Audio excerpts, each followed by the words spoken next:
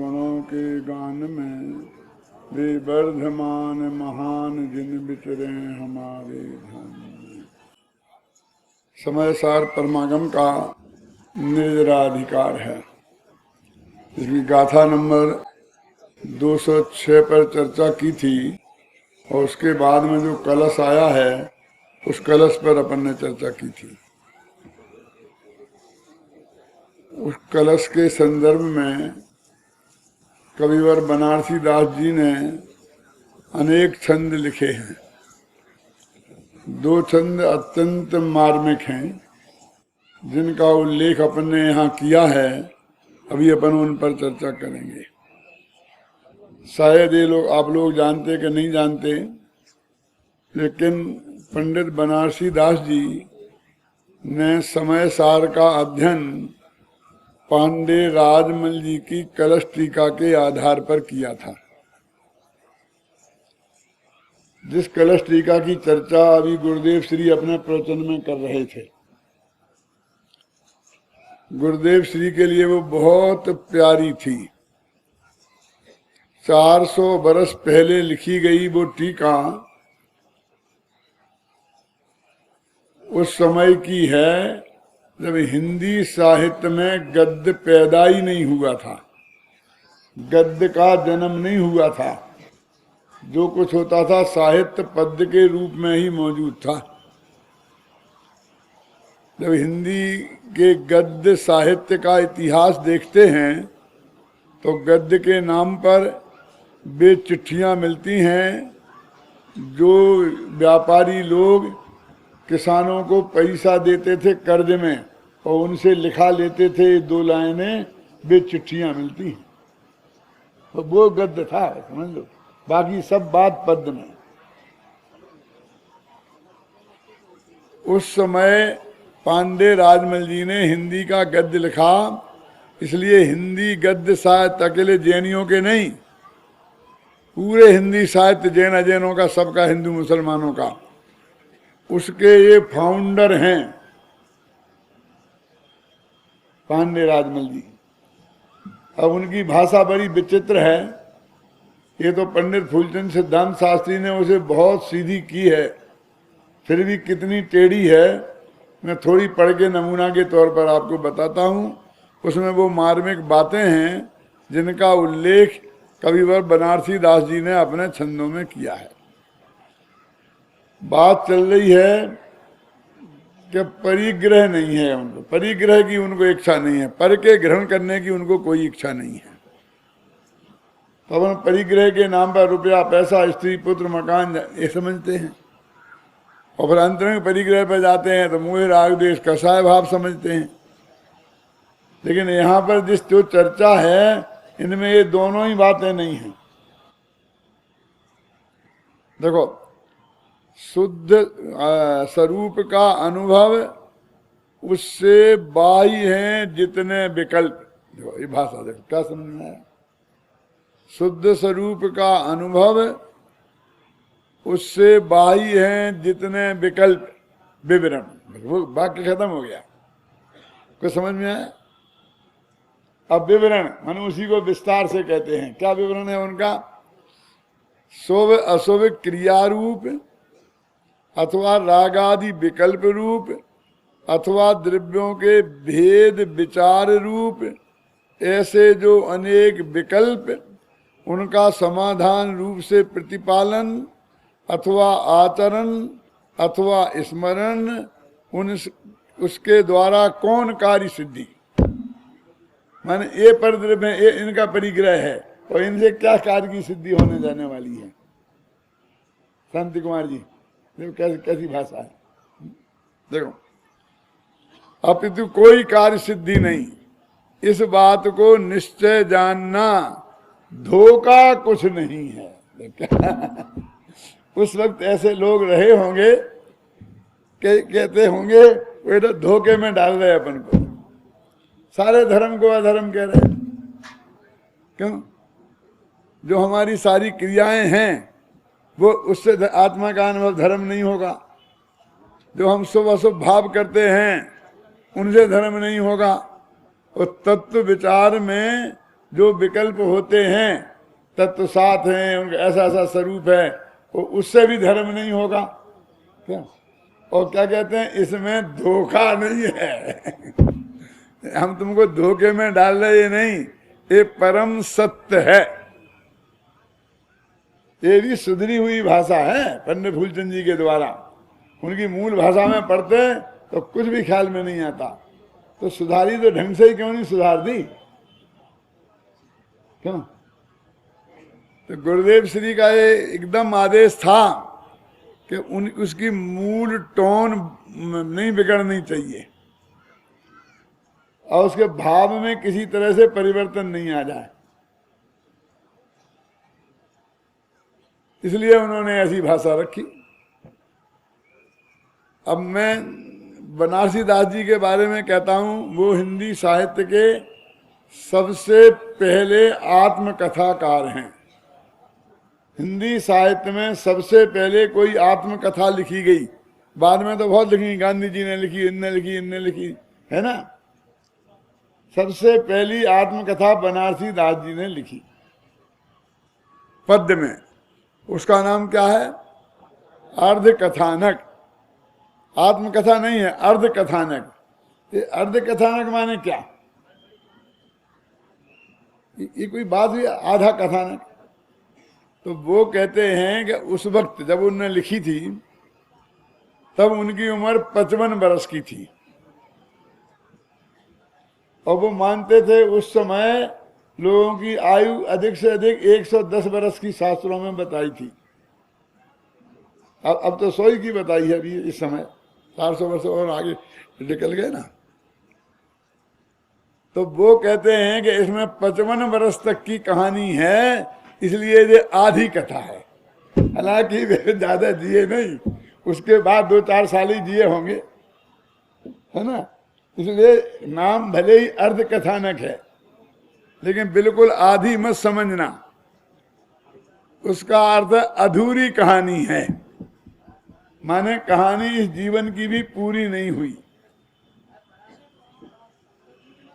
उन बनारसी दास जी ने, जो श्रृंगार रस के बहुत बड़े रसिया कवि थे, और वो जो जमाना था ना, वो जमाना श्रृंगार रस के रसिया कवियों का था। तो उन्होंने एक नवरस पर एक बहुत बढ़िया किताब लिखी थी। जब उन्हें अध्यात्म का रंग लगा तो उन्होंने उस किताब को गोमती नदी में फेंक दिया। यदि वो किताब आज होती तो हिंदी साहित्य में उसका बहुत महत्वपूर्ण स्थान होता। इनने समय सार का अध्ययन पांडे राजमल जी की उस टीका से किया था, क्योंकि ये वास्तव में संस्कृत नहीं जानते थे, प्राकृत नहीं जानते थे, अपभ्रंश नहीं जानते थे, इसलिए मूल गाथाओं का स्वाध्याय वे डायरेक्ट नहीं कर सकते थे। वो उसकी संस्कृत टीका जो आत्मख्याति है उसे भी नहीं पढ़ सकते थे, कलशों को भी नहीं पढ़ सकते थे।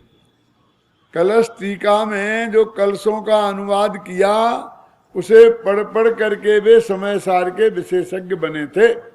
ये बात मैं आपको इसलिए बता रहा हूं कि वो उस वक्त कैसा जमाना था और आज हमें कितनी सुविधाएं हैं।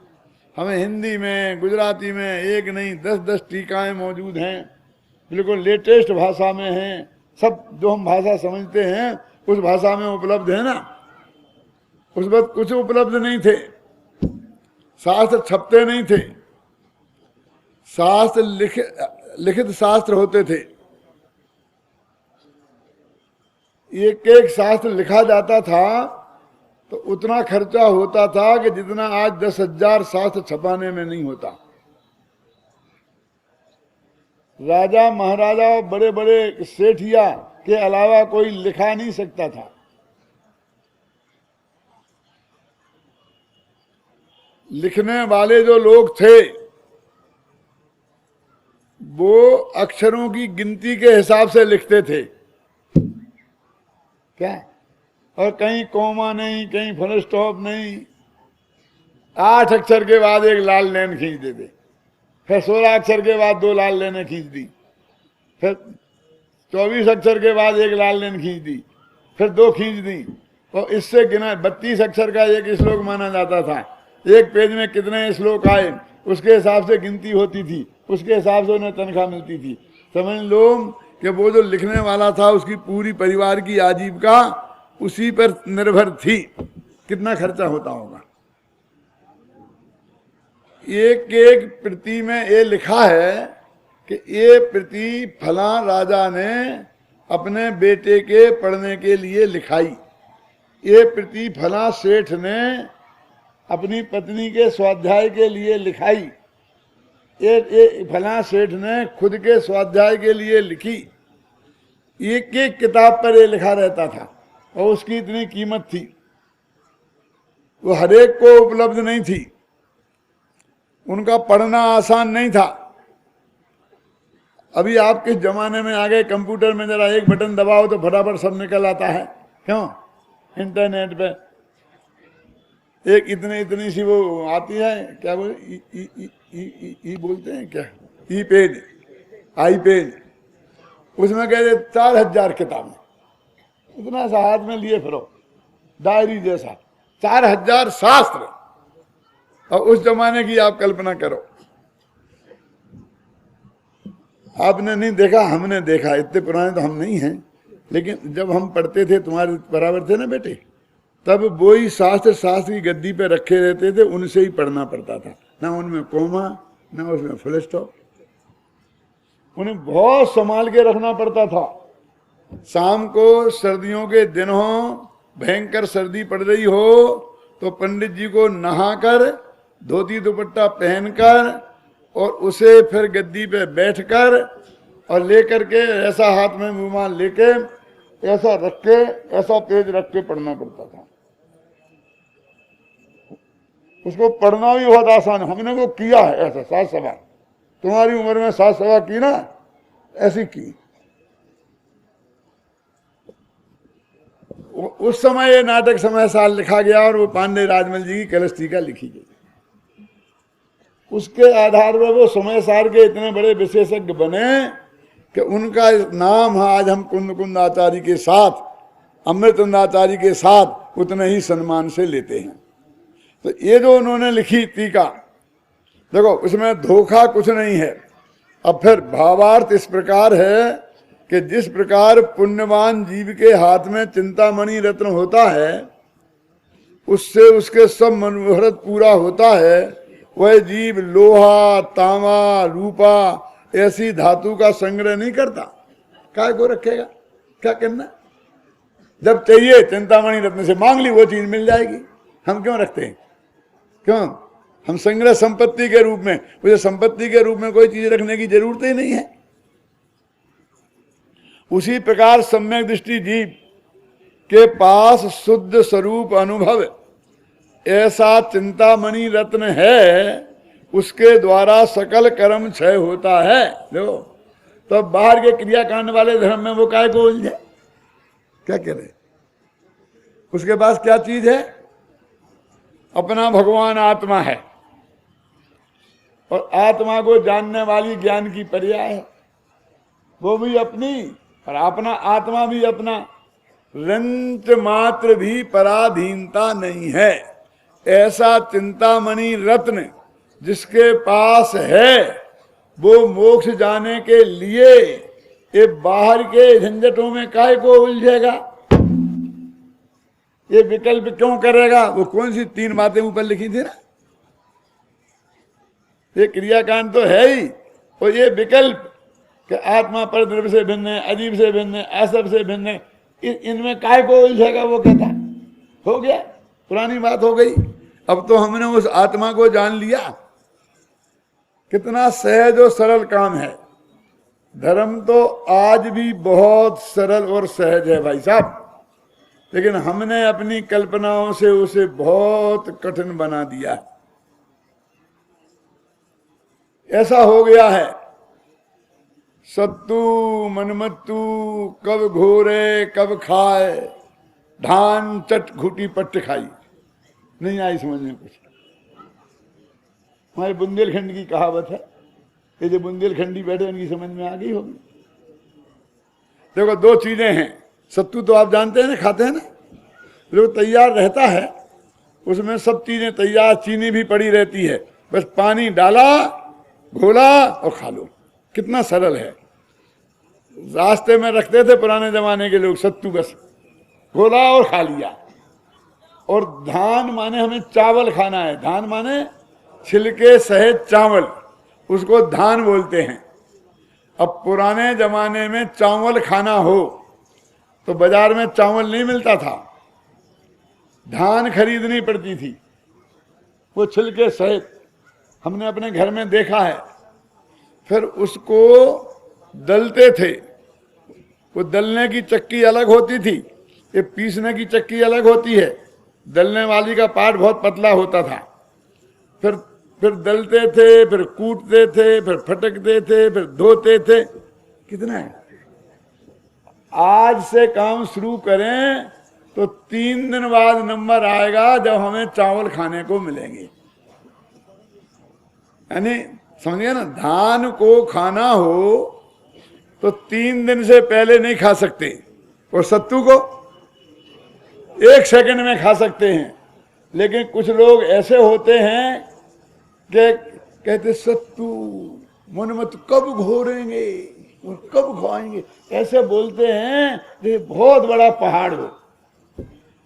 और धान के बारे में चटकूटी पटखाई 1 मिनट में। माने ये जो धर्म आत्मा के अनुभव का है, ये तो सत्तू जैसा है। अपना त्रिकाली भगवान आत्मा यहाँ है और अपने ज्ञान की पर्याय को झुकाया और दर्शन हो गए। कितना सरल है। और ये बाहर का क्रियाकांड कितना कठिन है। शिखर जाना हो यात्रा को, क्यों कितना महीने पहले से विचार बनाना पड़ता है, टिकट कराना पड़ता है, रिजर्वेशन कराना पड़ता, क्यों कितनी झंझटें होती हैं। बोले शिखर जी की यात्रा सरल है कि भगवान आत्मा की यात्रा सरल है? क्यों ये पंच कल्याणक सरल है कि आत्म कल्याण सरल है? बोला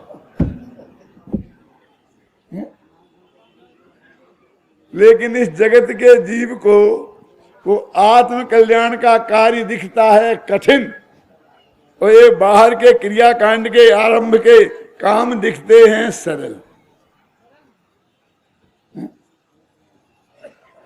ये तो हम साल में 5-5 कर लेते हैं। शिखर जी तो हम साल में 4 दफे हो आए, और तुम्हारे आत्मा का अनुभव तो हमें आज तक नहीं हुआ। लेकिन क्या करें, तुमने उसे कठिन मान रखा है और इसे सरल मान रखा है। उसकी वास्तविक पोजीशन क्या है?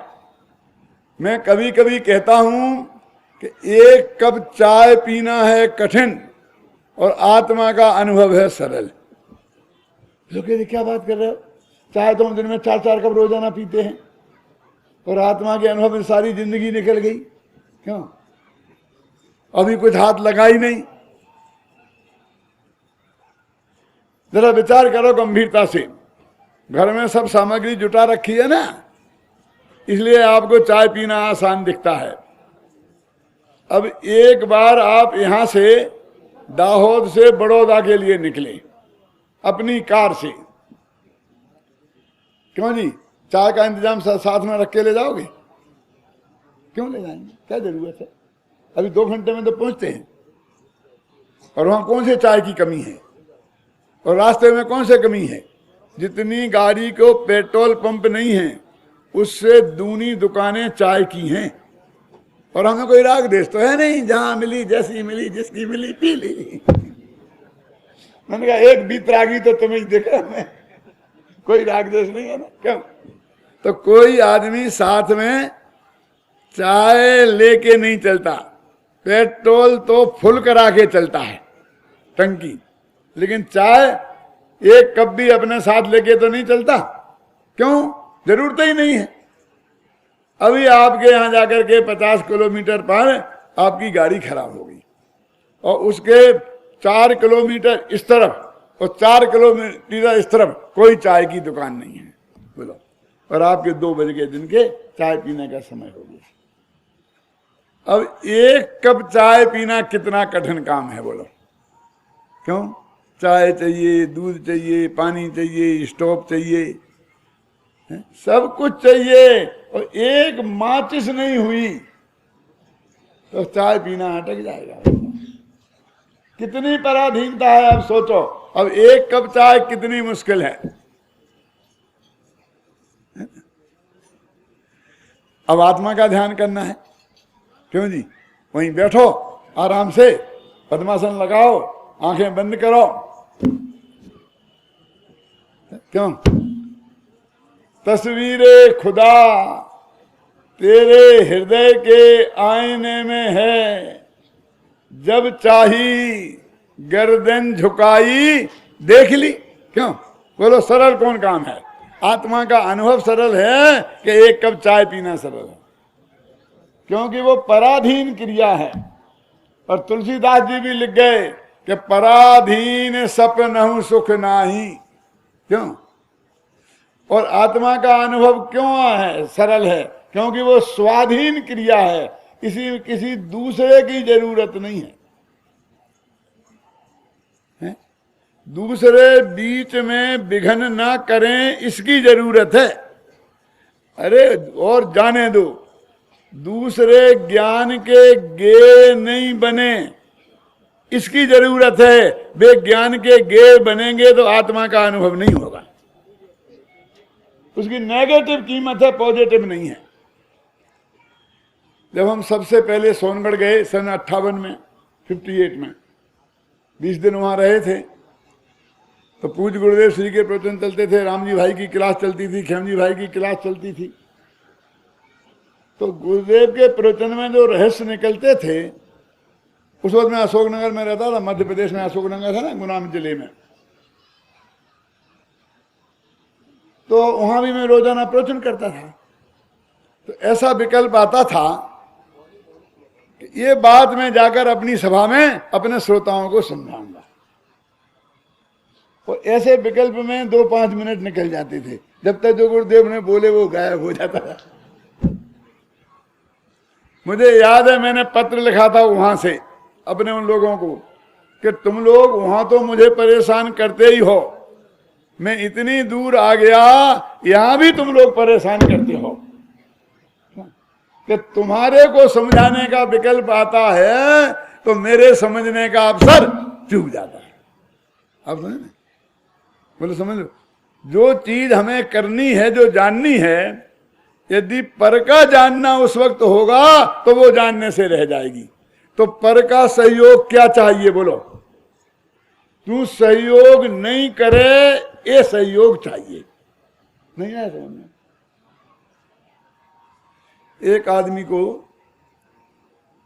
15 दिन से नींद नहीं आई थी, बिल्कुल नींद नहीं आती थी, पागल जैसा हो गया था। अस्पताल में भर्ती किया, डॉक्टरों ने बहुत कोशिश की, लेकिन नींद नहीं आती थी। अब बड़ी मुश्किल से, किसी प्रयास से वो सोया, नींद आ गई। तो डॉक्टरों ने कह दिया कि इसे जगाना मत, जब तक सोए सोने देना, कि दवाई देंगे, दवाई देने को तो जमाना ही पड़ेगा ना। कि नहीं, आज तक दुनिया में ऐसी कोई दवा नहीं बनी जिसे जगा के खिलाया जाए। समझे? माने नींद से बड़ी दवा दुनिया में कोई नहीं है। जगाना मत, सोने देना, जितना सोए। उसकी बीमारी की खबर सुनकर, ये बंबई में था अस्पताल में, दिल्ली से उसका दोस्त आया। सुबह की फ्लाइट से आया और शाम की फ्लाइट का टिकट वापस लाया साथ में। और वो अस्पताल में पहुंचा और कहा कि मैं उसका दोस्त हूँ, बहुत नजदीक का फास्ट फ्रेंड हूँ, मुझे उससे मिलना है। तो उन्होंने कहा मुश्किल से सोए हैं, डॉक्टरों की आज्ञा है कि उन्हें जगाना मत।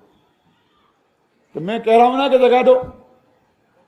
साहब हम तो नहीं जगा सकते, तुम समझते नहीं हो मैं कौन हूं। आप नहीं समझते होंगे, कुंद कुंद ने भी बहुत समझाया मैं कौन हूं, लेकिन नहीं समझे तो नहीं समझे। आप जो कुछ भी हो, कोई भी हो, लेकिन हम उन्हें जगाएंगे नहीं, क्योंकि डॉक्टरों की आज्ञा है कि जगाना नहीं।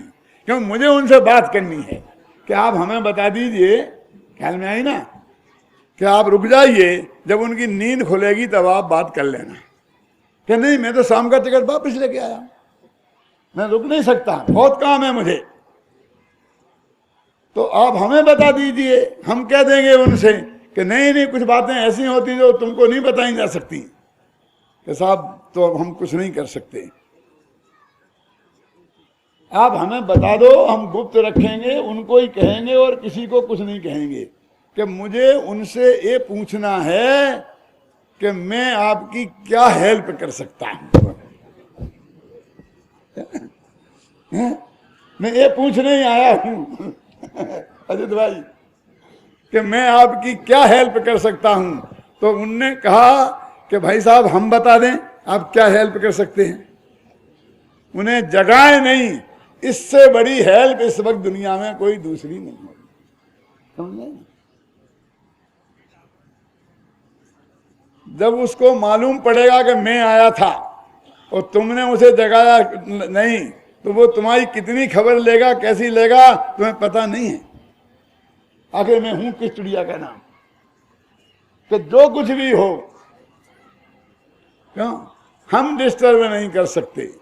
तो मुझे अपने आत्मा का अनुभव करना है और आप फरमा रहे कि हम आपकी क्या हेल्प कर सकते हैं। तो हाथ जोड़ के मैं कहता हूं भैया कि आप मेरी कोई हेल्प नहीं करना, यही सबसे बड़ी हेल्प होगी। मैं तो सच बोलता हूं, बनारसी दास के साथ ऐसा हुआ था।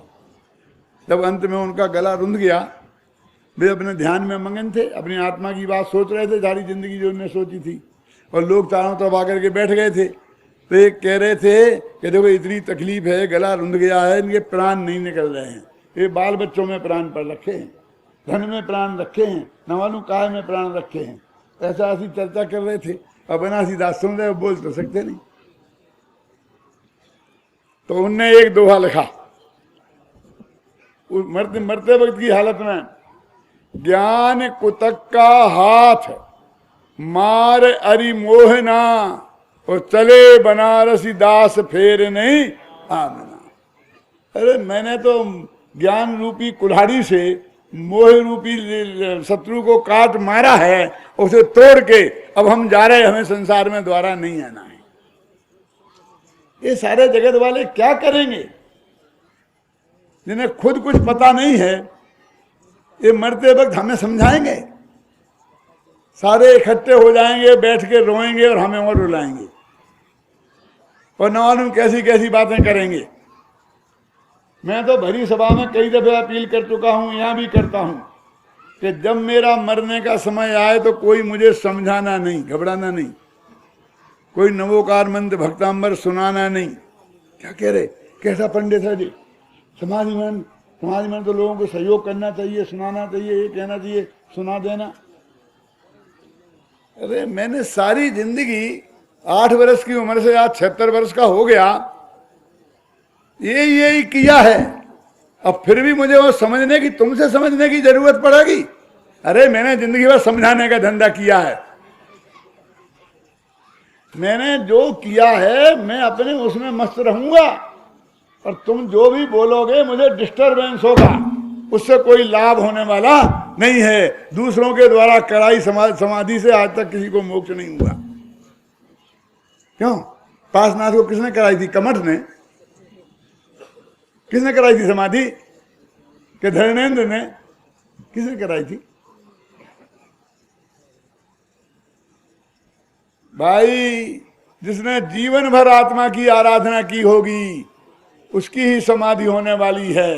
ये ऐसी चीज नहीं है कि जिंदगी भर पाप पुण्य में लगे रहो और अंत समय में तुम मेरे को समझा देना मेरा कल्याण हो जाएगा, ऐसा नहीं है। एक सच्ची घटना सुनाता हूं, 2 मिनट की है, तुम्हारी इंदौर की है। इंदौर वाले बैठे कोई हादसा ना? हाँ बोले बैठे हैं। इंदौर की घटना है, नाम नहीं बताऊंगा, तुम तो समझ जाओगे, मैं जानता हूं। मैं इंदौर में रहता था आज से 40 साल पहले। रात में एक भाई मेरे घर आए और उन्होंने कहा पंडित जल्दी चलो जल्दी चलो। क्या? कि अम्मा जी की तबीयत बहुत खराब है। तो मैंने कहा कि अम्मा जी की तबीयत खराब है तो मैं क्या करूंगा, मुखर्जी को बुलाओ। डॉक्टर मुखर्जी उस वक्त बहुत प्रसिद्ध थे, मुखर्जी को बुलाओ। बोले बे तो अभी आके गए हैं और कह गए कि अब दवा का काम नहीं, अब दुआ का काम है ना, इसलिए हम आपके पास आए हैं। अब बचेंगे नहीं, वो कह गए, ये तो सुबह के पहले पहले चल देंगे। तो मैंने कहा आप मेरे पास आए हो, बचाने के लिए मुखर्जी के पास, मारने के लिए पंडितों को। तुमको एक किसने बताया कि मैं मारने का काम करता हूं? तो बोले आप मजाक नहीं कर रहा हूं।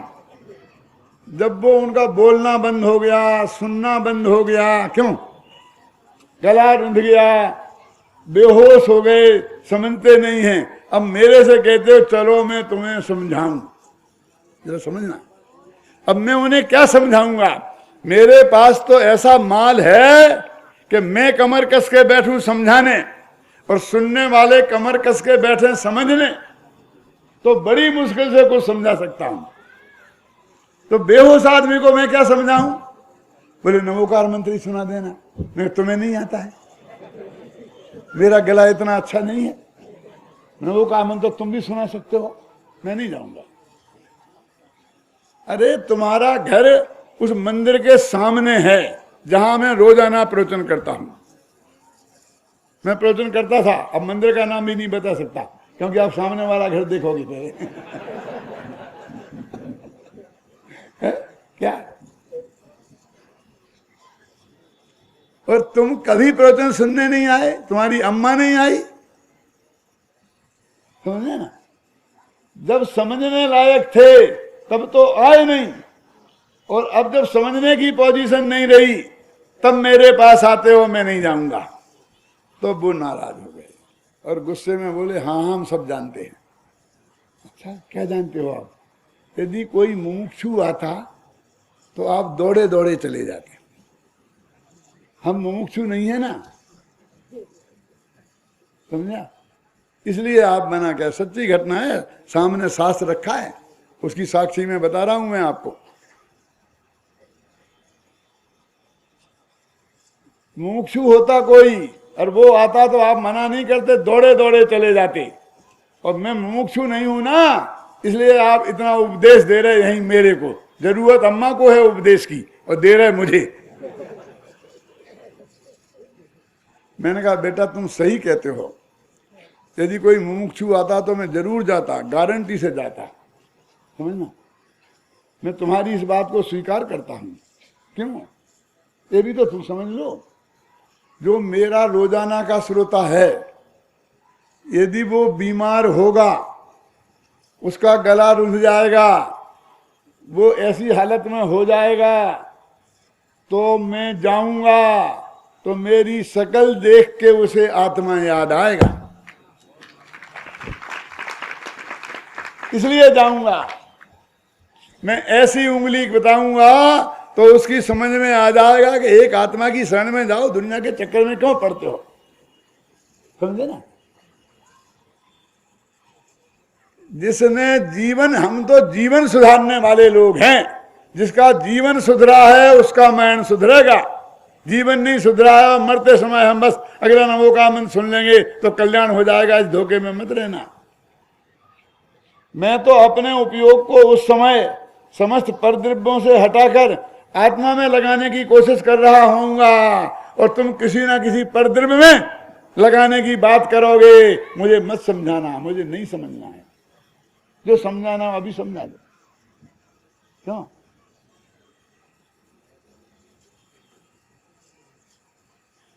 आत्मा का अनुभव पराधीन नहीं है, उसे दूसरे की जरूरत नहीं है। ये कह रहे हैं इसमें बनारसी दास जी और पांडे राजमल जी कलश के आधार पर कि हम अपने अधीन, इसमें कोई रंच मात्र भी पराधीनता नहीं है। बोल रहा था मैं आपको, तस्वीरे खुदा हृदय के आईने में है, जब चाही गर्दन झुकाई देख ली। कितना स्वाधीन काम है। तो एक भाई बोले तुमने तो कह दिया गर्दन झुकाई देख ली। गर्दन झुकाना इतना आसान काम है? जब कभी कभी हमारी गर्दन टेढ़ी पड़ी रहती है तो उसमें दर्द हो जाता है, तो जरा सा हिलाओ तो प्राण निकलते हैं। हुआ कभी ऐसा अनुभव हुआ? ऐसी हिला नहीं सकते, और तुमने कह दी झुका दो। और फिर हम उस देश के वासी हैं, गर्दन कटा सकते हैं पर गर्दन झुका सकते नहीं, और तुमने कह दी गर्दन झुकाई। गर्दन झुकाना इतना आसान काम नहीं है।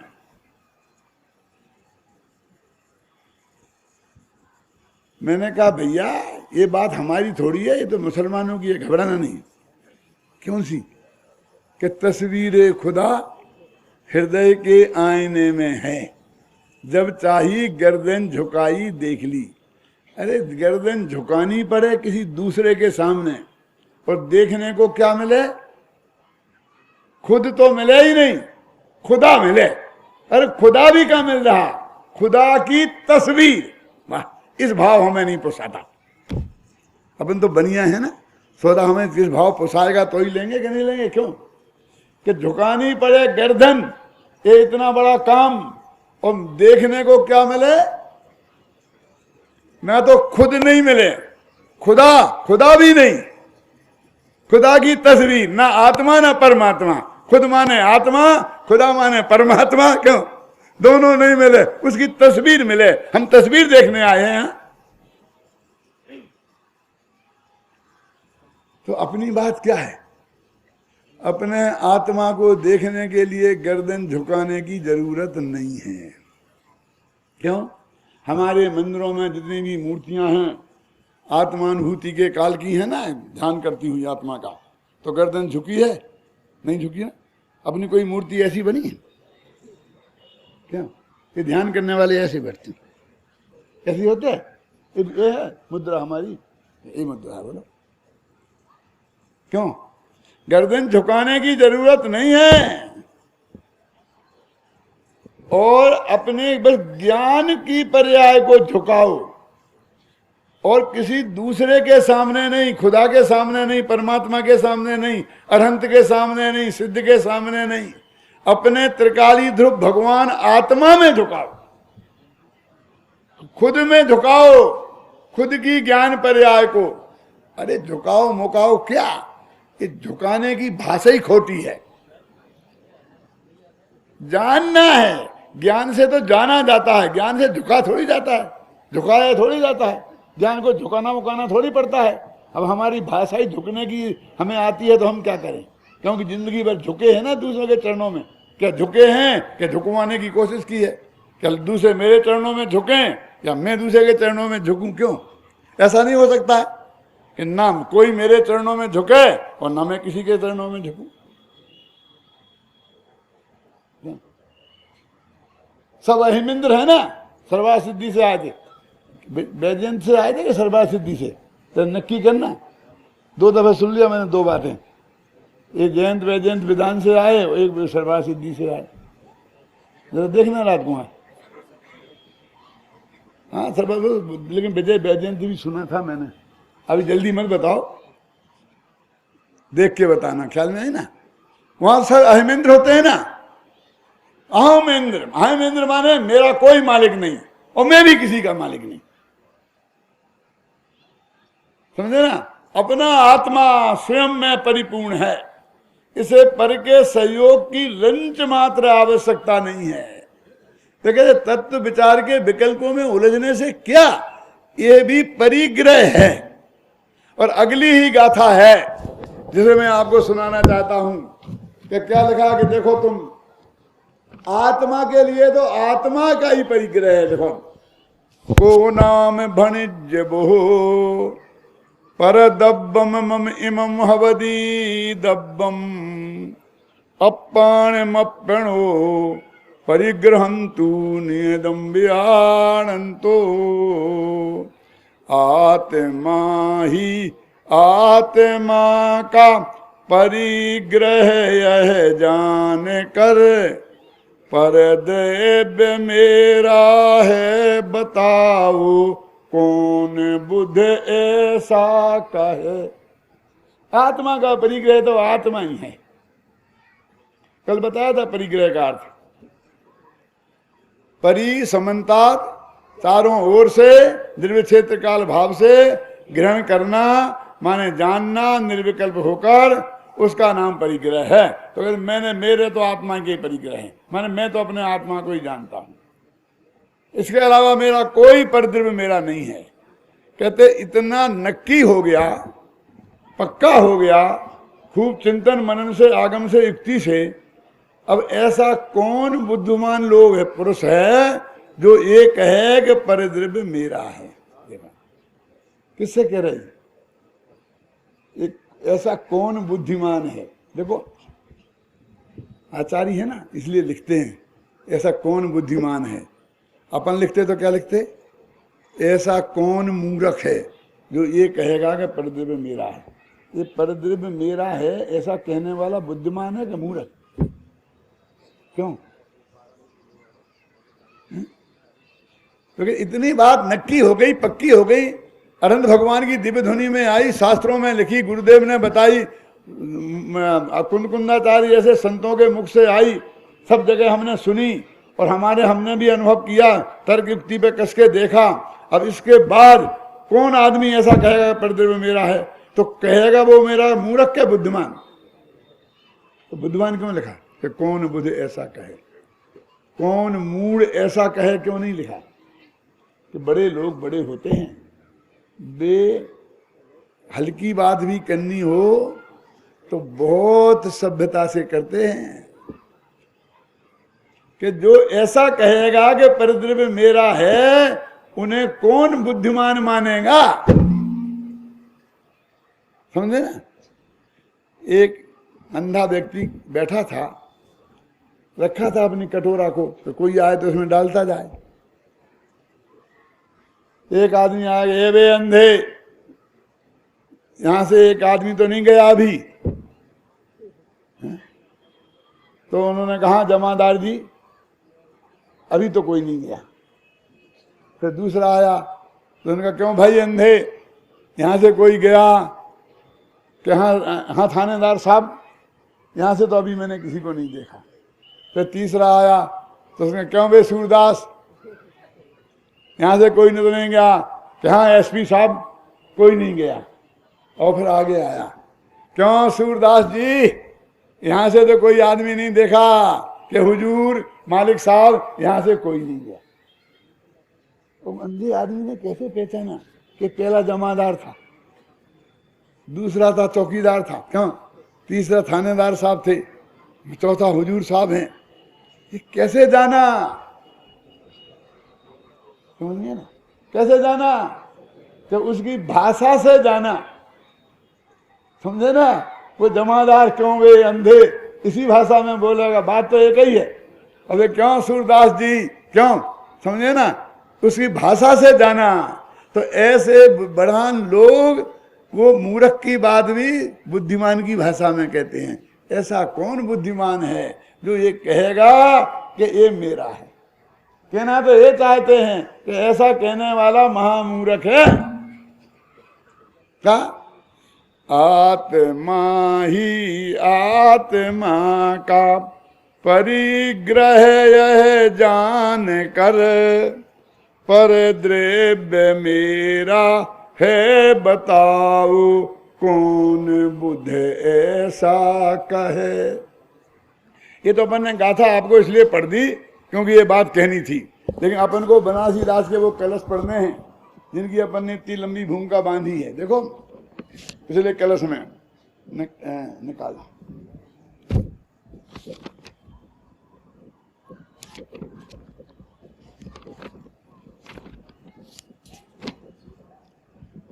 अनुभव चिंता मणि रतन,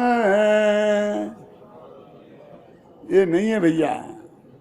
अनुभव चिंता मणि रतन जाके ही परगास, सो पुनीत से विपद लहे दहे चतुर्गति बास, दहे चतुर्गति बास आसि धर क्रिया न मंडे, नूतन बंध निरोध पूर्वकृत कर्म बिहंड, ताके न गनु विकार न गनु बहुभार न गनु भवे, जाके हृदय माही रतन चिंतामणि अनुभव।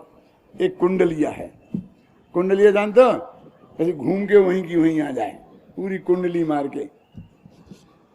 कि अनुभव चिंतामणि रतन। अब बनारसी दास जी क्या कहते हैं, देखो वहां तो आत्मा की बात थी, लेकिन इन्होंने यहां अनुभव के रूप में देखा उसे, आत्मा का अनुभव। अनुभव चिंतामणि रतन, वो आता है भगवान आत्मा चिंतामणि है, तो वो बनारसी दास उसको कहते हैं अनुभव, उसका अनुभव चिंतामणि है। ये कहां से ले आए? ये वो पांडे राजमल जी में से लाए। क्यों? उन्होंने क्या लिखा था, जब आत्मा का अनुभव आता है तब ये नहीं होती। तो अनुभव आता है ना आत्मा का, आत्मा से आत्मा के अनुभव पे आ गए ना, तो जो उससे चेंटे हुए हैं, बस खत्म। पांडे राजमल जी से चेंटे मिलेंगे। यदि कोई नई बात बनारसी दास में मिले तो आंख मीच के कलश टीका देखना, वो वहां पर जरूर लिखी होगी। अनुभव चिंतामणि रतन जाके ही परगास, जिसके हृदय में जिसका अनुभव चिंतामणि रतन का प्रकाश जिसके हृदय में हो गया है, सो पुनीत शिव पद लहे, वह पवित्र आदमी मुक्ति पद को प्राप्त करेगा। और दहे चतुर्गति बास, 4 गतियों के आवास को जला देगा, 4 गति के आवास से छूट जाएगा। दहे चतुर्गति दास आस धर क्रिया न मंडे। अभी बहुत बड़ी बात है कि वो कोई क्रिया किसी आशा से नहीं करता। अब चौथे गुण स्थान वाला है। अब क्रियाएं तो उसके जीवन में देखी जाती हैं, शुभ क्रिया भी और अशुभ भी। युद्ध में जाता भी देखा जाता, शादी करते भी देखा जाता, पूजा पाठ विधान पंच कल्याण करते भी देखा जाता है ना। लेकिन क्या करे, आस धर क्रिया न मंडे, इससे मुझे धर्म होगा, मुक्ति की प्राप्ति होगी, सुख मिलेगा, इस आशा से कोई क्रिया नहीं करता। भूमिका के अनुसार जो होती है सो होती है। नूतन बंध निरोध पूर्व कृत कर्म विहंड, और नए कर्मों को वो बांधता नहीं है और पुराने कर्मों को वो काटता है।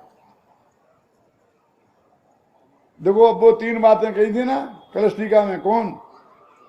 उसके विकार नहीं होता, उसको माथे पे भार नहीं होता और उसके भव नहीं होते। फिर ताके न गनु विकार, उसके ज्ञान विकार नहीं है, न गनु बहु भार, उसके माथे पे कोई भार नहीं है, और न गनु भव, उसके ज्यादा भव नहीं है संसार में रहने के लिए। जाके हृदय माही रतन चिंतामणि अनुभव, जिसके हृदय में चिंतामणि अनुभव है, अब उसका संसार खत्म हो गया, विकार खत्म हो गया, भव खत्म हो गए, उसके भव का अभाव हो गया है। ये चिंतामणि अनुभव, चिंतामणि की ये महिमा है, ये सबसे बड़ा धर्म है। एक और सवैया लिखते हैं वो, देखो, जिनके ही में सत्य सूरज उदित भयो, फैली मति किरण मिथ्यात्व में नष्ट है, जिनको सुदिष्टि में न परे चे सम्यता सो प्रीति मम्यता सो लस्ट पुष्ट है, जिनके कटाक्ष में सहज मोक्ष पंथ सजे, मन को निरोध जाके तन को न कष्ट है, जिनके कर्म की किलोले यह है समाधि, डोले यह योगासन बोले यह मस्त है। इसका अर्थ नीचे लिखा है, बहुत शांति से पढ़ना घर पर हो तो, लेकिन मैं अंतिम 2 पंक्तियों का अर्थ बताता हूं, समय हो गया है। जिनके कर्म की कलोलें यह समाधि है।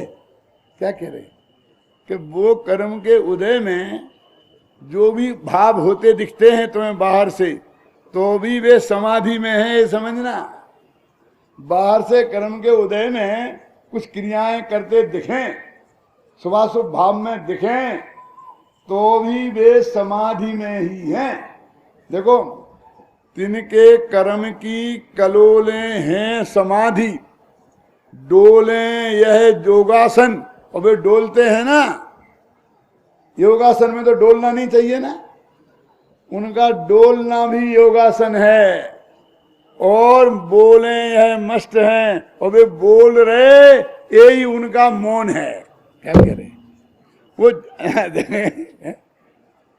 फिर बोलता हूं, जिनके कर्म को कलोलो यह है समाधि, डोले यह योगासन बोले यह मस्त है। ये अर्थ आप समझ नहीं पाएंगे, लेकिन मैंने पूरा लिखा है।